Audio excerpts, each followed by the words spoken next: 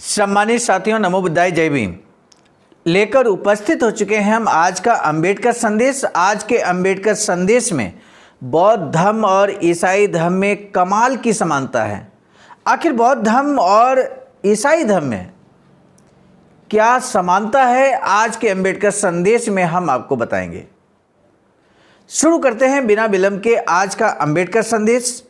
आखिर क्या है समानता? क्या बौद्ध धर्म ने ईसाई धर्म की नकल की या ईसाई धर्म के लोगों ने बौद्ध धर्म की नकल की है? आज के अंबेडकर संदेश में हम विस्तार से आपको बताने वाले हैं। बाबा साहब ने 20 नवंबर 1956 को काठमांडू, नेपाल में क्रांतिकारी स्पीच दिया। उसी स्पीच का अंतिम भाग लेकर हम उपस्थित हो चुके हैं। सारांश के तौर पर आज का अंबेडकर संदेश आप सभी को अंत तक जरूर सुनना चाहिए।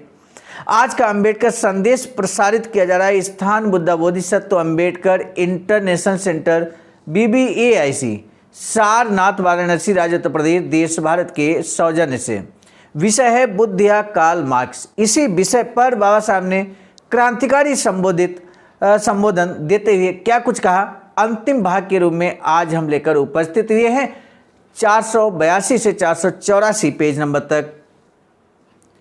बाबा साहब संबोधित करते हुए कहते हैं, सम्माननीय अध्यक्ष महोदय, आदरणीय भिक्षुगण और सज्जनों, एक बार की बात है कि मैं सिलोन गया था।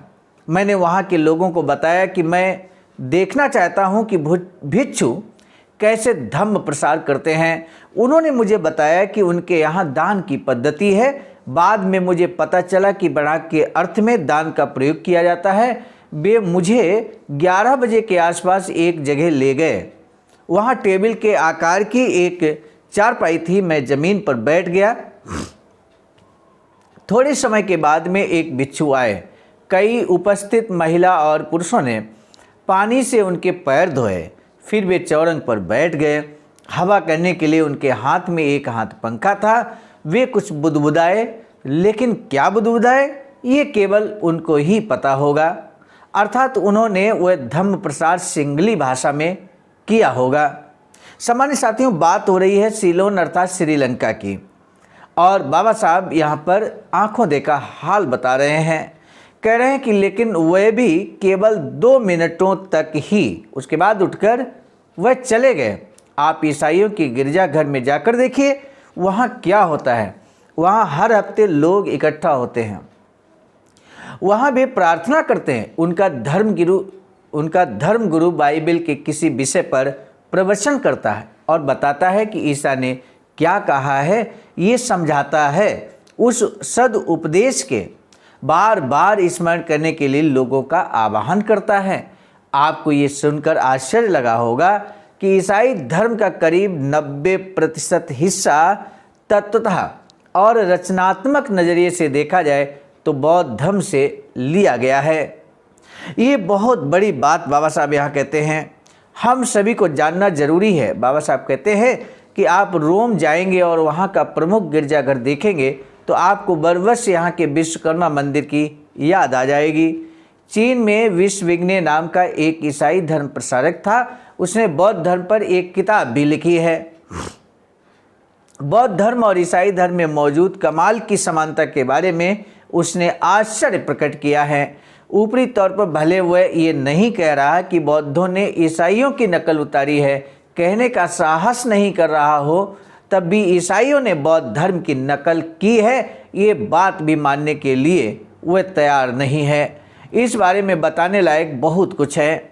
अब समय बहुत बदल गया है। ईसाइयों ने बौद्ध धर्म की नकल उतारी है, इसमें कोई शक नहीं है। लेकिन धर्म प्रसार के लिए ईसाइयों द्वारा स्वीकृत मार्ग की बौद्ध लोग अपने धर्म प्रसार के लिए नकल करें तो इसमें कोई हर्ज नहीं होना चाहिए।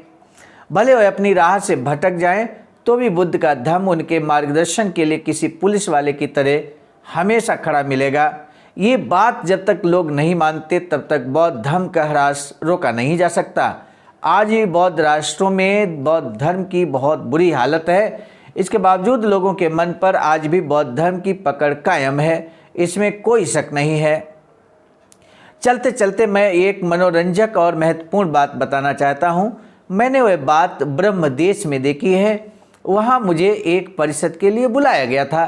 तब ब्रह्मदेश में गांव की पुनर्रचना किस प्रकार की जा रही है ये दिखाने के लिए मुझे एक गांव ले गए थे।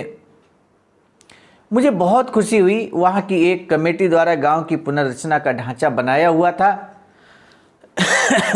उस गांव के सारे रास्ते अन्य किसी भी गांव की तरह टेढ़े मेढ़े और अव्यवस्थित थे। उन्हें उन रास्तों को सीधा करना था। उसके लिए उस कमेटी ने लोहे के खंभे गाड़कर सीधे रस्सियां बांधी और रास्तों को सीधे करने का मार्ग तय किया। मैंने देखा कि कमेटी द्वारा बनाया गया ढांचा कई लोगों की निजी जमीन से होकर जा रहा था। मैंने उससे पूछा कि ऐसे हाल में समिति रास्ता कैसे बना सकेगी। जिनकी निजी जमीनों से सड़क जाएगी उन्हें नुकसान भरपाई के तौर पर देने के लिए क्या समिति के पास उतना पैसा है। तब उन्होंने मुझे बताया कि पैसों की मांग अब तक किसी ने नहीं की है। उल्टे रास्ता बनाने के लिए जगह की ज़रूरत हो तो खुशी से ली जाए, यही उनका कहना है।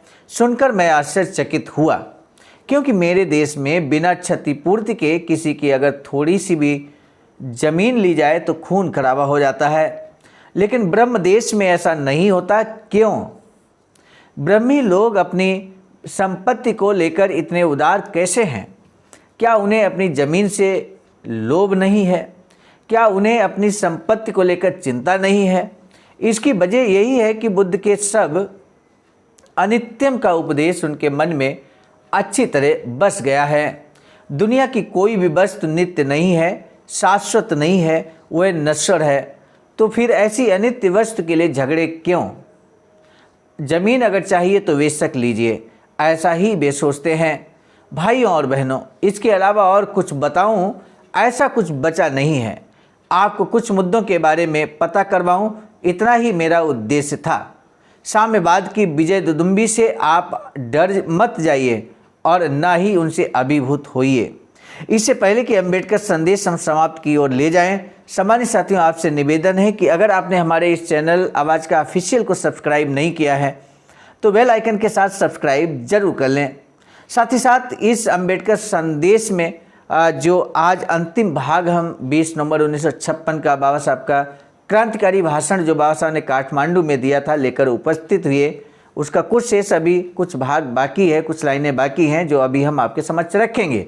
लेकिन हमारा आपसे ये भी निवेदन है कि आपने इसके पूर्व के 3 भाग अगर नहीं बाज किए हैं तो उनको भी आपको क्रम से बाज कर लेना चाहिए, ताकि इस पूरे भाषण का आप निहितार्थ और सारांश निकाल सकें। बाबा साहब कहते हैं कि आप अगर बौद्ध सोच का और दर्शन का एक 10वांश भाग भी आत्मसात कर सकें तो साम्यवाद जो निर्माण करना चाहता है वह आप करुणा, न्याय और सद्भावना के बल पर कर पाएंगे, इसमें कोई शक नहीं है। इसी के साथ बाबा साहब धन्यवाद ज्ञापित करते हैं। बाबा साहब के ये विचार परिषद के कई प्रतिनिधियों को बौद्ध धर्म का एक अभिनव दर्शन जैसा ही लगा। बुद्ध के 4 आर्य सत्यों में से एक सत्य दुख की मार्क्स की जो आर्थिक शोषण से जो समानता दिखाई गई और बौद्ध धर्म को जो एक प्रेरक जीवंत सामाजिक शक्ति के रूप में जो उन्होंने प्रस्तुत किया वो एक नया दृष्टिकोण है। बुद्ध वचनों का उसे आधार भी है। कुछ बौद्ध भिक्षुओं ने बाबा साहब से मिलकर अपनी प्रतिक्रिया व्यक्त करते हुए ऐसा कहा है। सम्मानित साथियों, आज का पहला प्रश्न है, बोधिसत्व बाबा साहब डॉक्टर भीमराव अंबेडकर ने बुद्ध का धम्म के संदर्भ में क्या कुछ कहा है, यानी कि पूरा संदेश ही आप बता सकते हैं, कुछ लाइनें भी बता सकते हैं। सीलोन देश की क्या विशेषता है, इस संबंध में भी आप अपने विचारों को रख सकते हैं। सम्मानित साथियों, अंबेडकर संदेश सुनने के बाद आपने जरूर सारांश के तौर पर एक अर्थ अपने दिलो दिमाग में जरूर बसाया होगा। इसी संदर्भ में हम एक प्रश्न आपसे जोड़ना चाहते हैं। आपने अंबेडकर संदेश सुनने के बाद क्या नेतार्थ लगाया है, इस संबंध में एक प्रश्न है। प्रश्न ये है कि क्या ईसाई धर्म ने बौद्ध धर्म की नकल उतारी है या बौद्ध धर्म ने ईसाई धर्म की नकल उतारी है। इस संबंध में बाबा साहब ने क्या मार्गदर्शन किया है, बाबा साहब ने क्या कहा है कि बौद्ध धर्म ने ईसाई धर्म की नकल उतारी है या ईसाई धर्म ने बौद्ध धर्म की नकल उतारी है।